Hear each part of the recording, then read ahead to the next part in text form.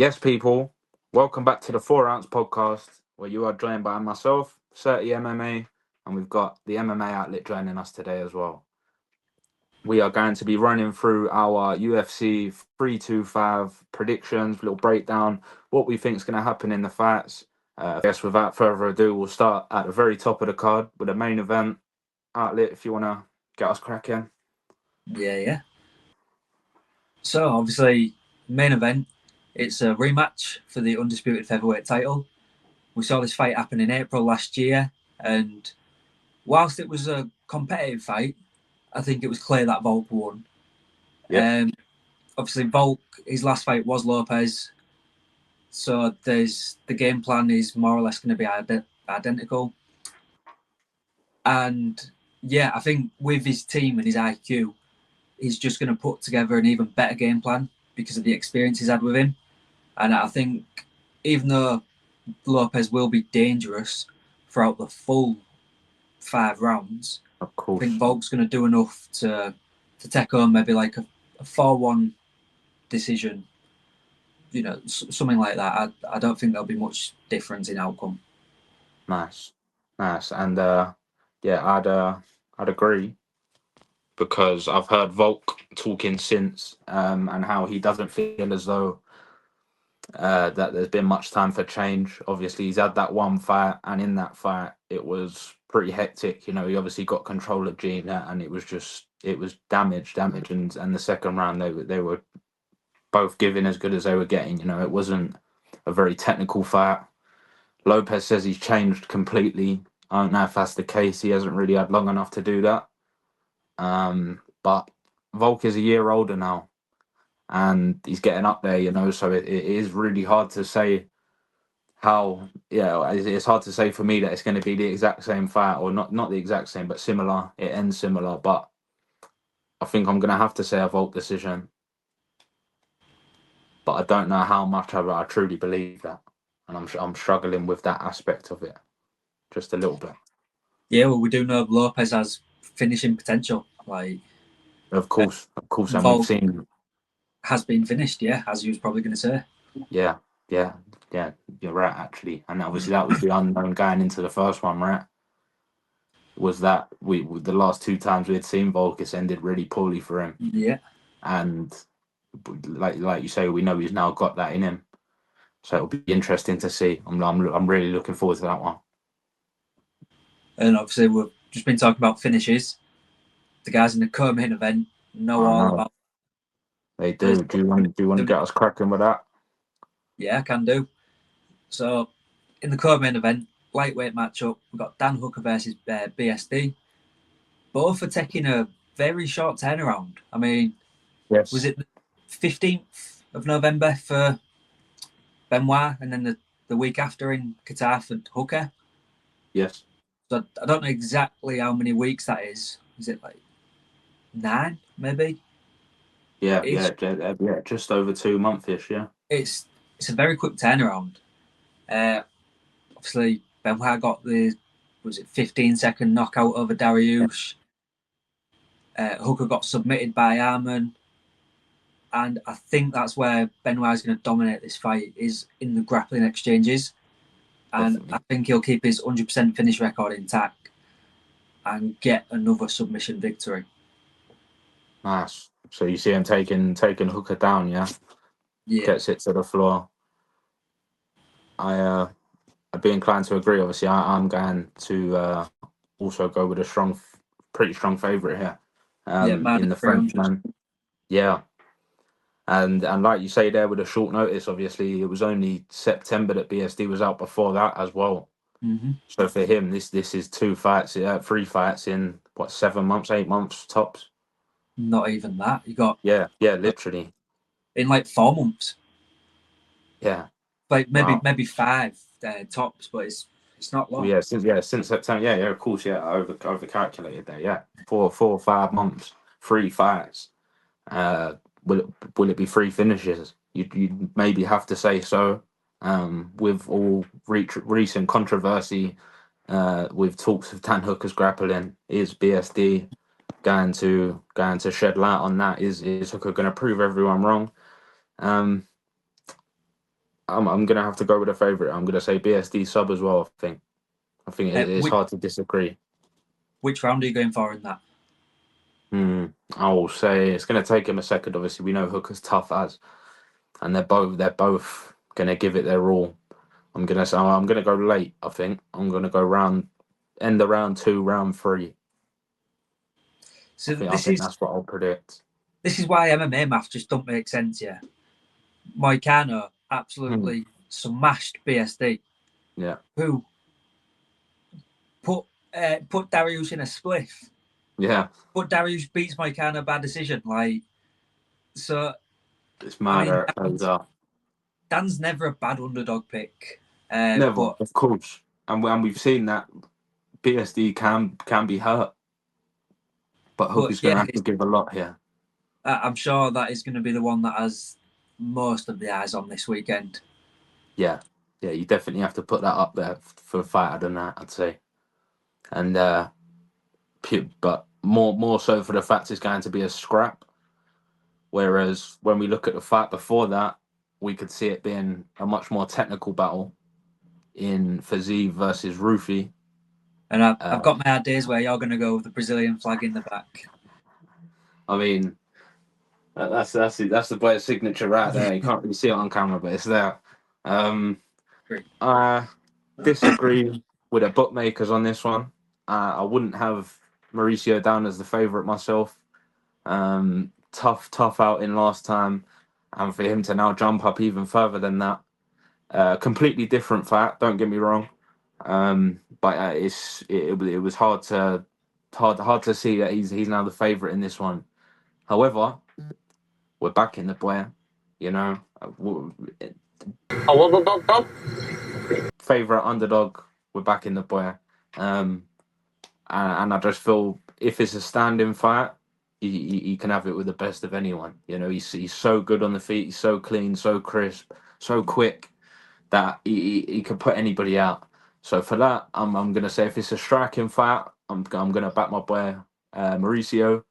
If Fiziev can get it to the floor, it's gonna be interesting to see how far Rufi's come in the last four and a bit months, to overcome that feat that cost him in France. What do you think of that? Yeah, I'm hearing what you're saying.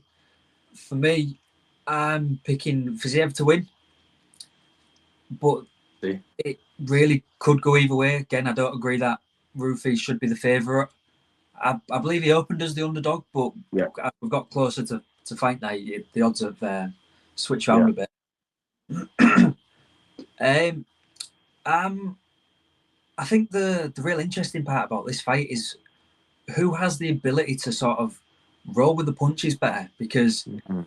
we see Rufi is great at it as a strikes incoming, kind of like Canelo. He'll turn his head Yeah. to reduce the impact of the blow. And with Fiziev, he enters the matrix. The way he just gets all the way back for these high kicks.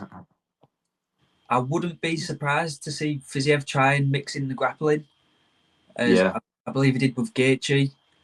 Um, even though we know him as a striker, I think he'll, maybe throw a takedown in the first just to kind of get Rufi thinking differently. of course. Kind of don't let him get his rhythm. But that again, it's going to be an exciting one because both are such good strikers. Yeah, yeah, But yeah, and official pick. I'm saying Fiziev by decision. decision. Okay, I like it. Well, I mean, I don't. I hate it with every bone in my body, but I like the reasoning behind it because yeah, like I say, Rufi's good enough to put anyone out. If I know that, chances are Fiziev knows that. Why even take the risk? I mean, you can go in there and try and have a dick measuring competition, and he could very well win. It's obviously very evenly matched. We're at the top of the best of the best when we're talking about the rankings, especially at lightweight. It's been the division for such a long time. Um, so yeah, it's a really interesting battle. It depends. Like I say, if it's a striking fight, I'm backing my boy for sure. Yeah, and it's again you can talk about MMA math here about how Yeah, you know Rufi got beat by BSD. who got beat by Poirier.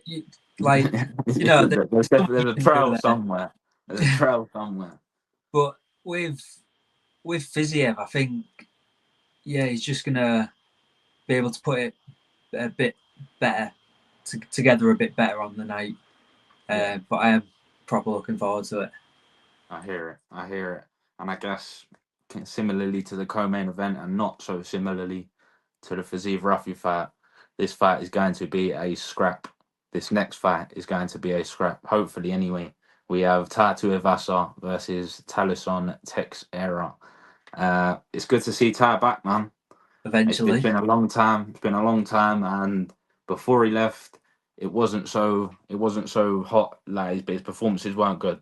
And for me, I'm gonna have to back the Brazilian, not because he's Brazilian, just because we've seen him win within the last 4 years. You know, like that for me is my reasoning there. I don't believe I've seen what sort of shape Ty's in just yet. I'd like to think he's a lot smaller than when I last seen yeah, his he shape. was. Obviously, that picture went round of him. I don't know if that was real or not. It looks a bit like Masvidal. We saw him at there was some sort of press conference where he did a bit of a Q&A. Yes, He yeah, was big on stage, huge. faking that. Like, Was huge. Yeah, that's what I mean.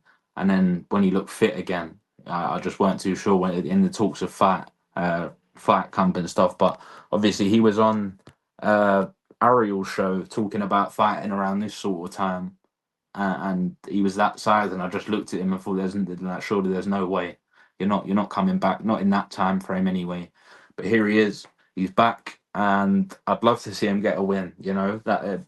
Taito Ivasa was 3 or 4 punches away from fighting John Jones. You know that's the wildest thing, and then from there it was just a downward spiral. So maybe a break's what he needed, and it'd be good to see him return to the top. But I'm gonna have to say a Talison stoppage early. They're heavyweights. I'll say early round 1, early round 2. yeah, and you spoke about Ty. I think that was his downfall. That dirty Frenchman throwing his illegal strikes to people every time he gets out there. But anyway, that's a whole nother topic. Another conversation. Yeah, we won't get into that one right now. But yeah, with Ty, it's great to have him back. I don't understand how he's a ranked fighter. Like, it just doesn't make sense. Yeah. But again, the rankings, that's a whole other conversation. Yeah, for this one, it's heavyweights. It's going to end by knockout. I think it's going to end in round 1. And I don't think it's going to go in the favour of Taito Ivasa. I think he's going to come back, face a big, dangerous, nasty Brazilian who's going to come out to put your lights out. Yeah. And I think that's what's going to happen.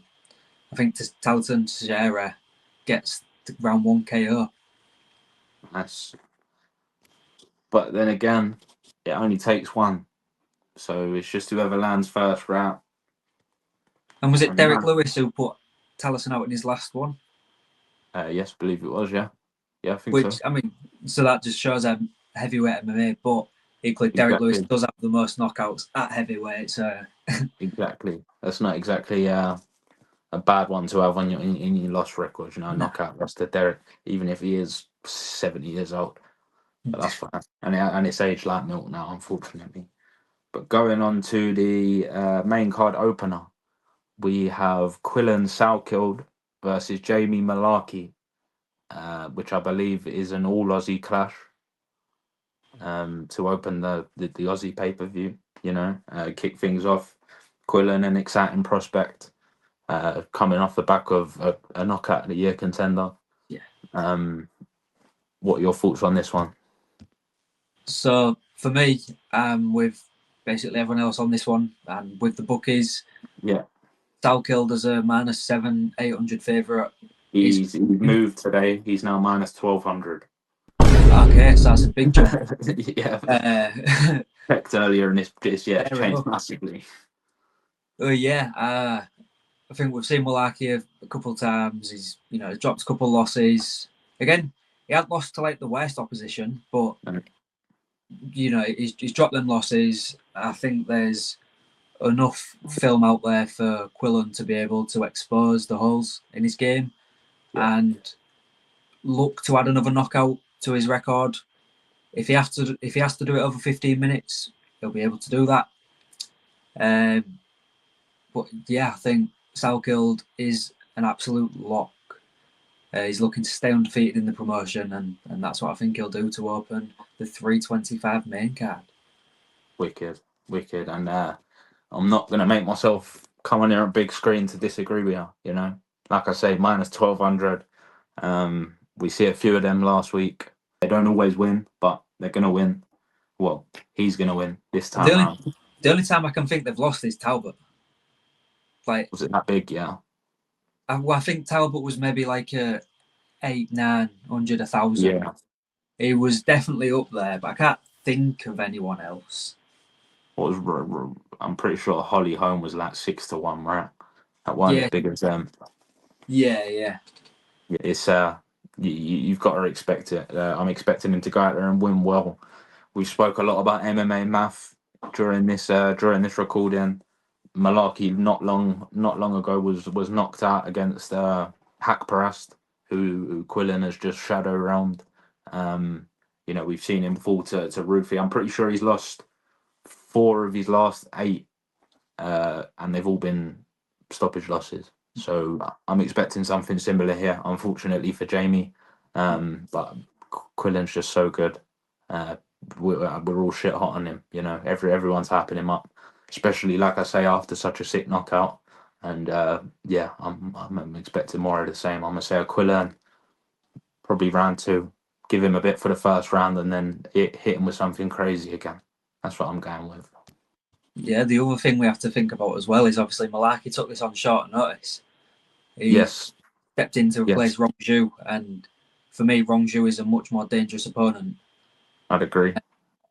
So I don't think this favours Malarkey at all. But you take the opportunities that were given.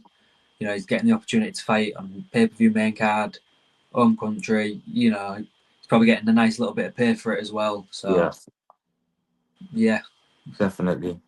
And that wraps up the main card. We will talk about a couple of the road to the UFC fights you wanted to discuss.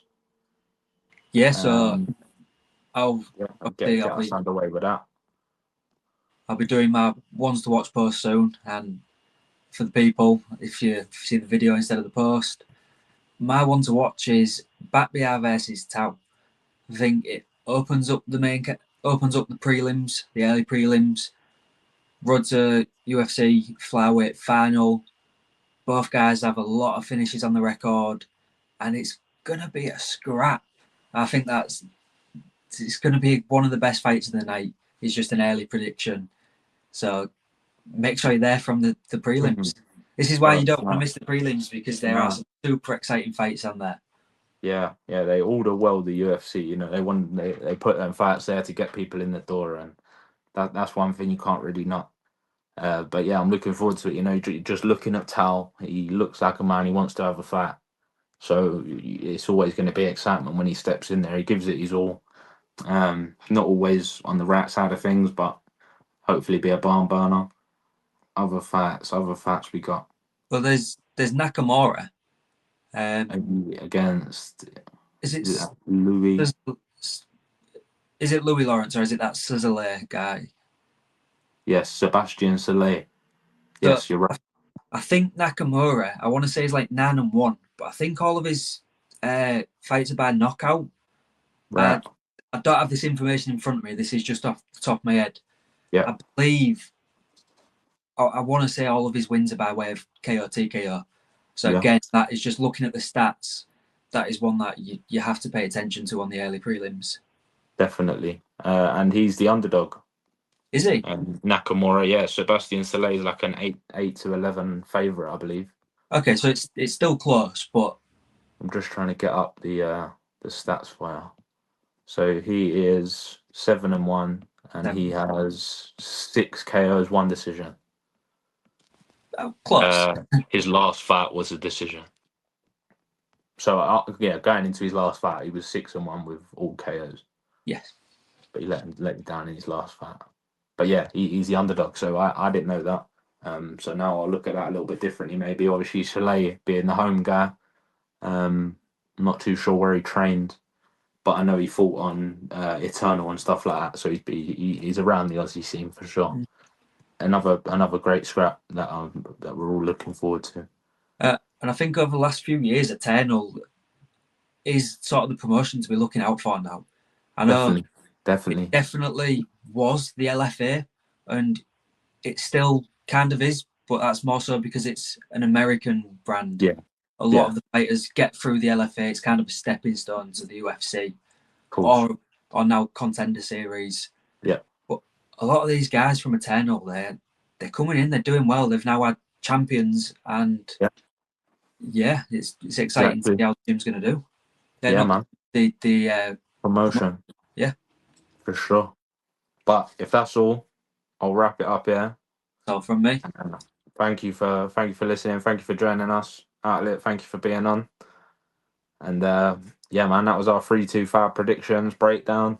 We'll be back next week to see how we did this week, I guess. Look back on it, and we'll be cracking on going forward. Thank you, guys. And drop your predictions in the comment. Let us know how you think it's gonna go. Definitely let us know below. Like, subscribe, hit all the buttons, and man, we'll see you soon.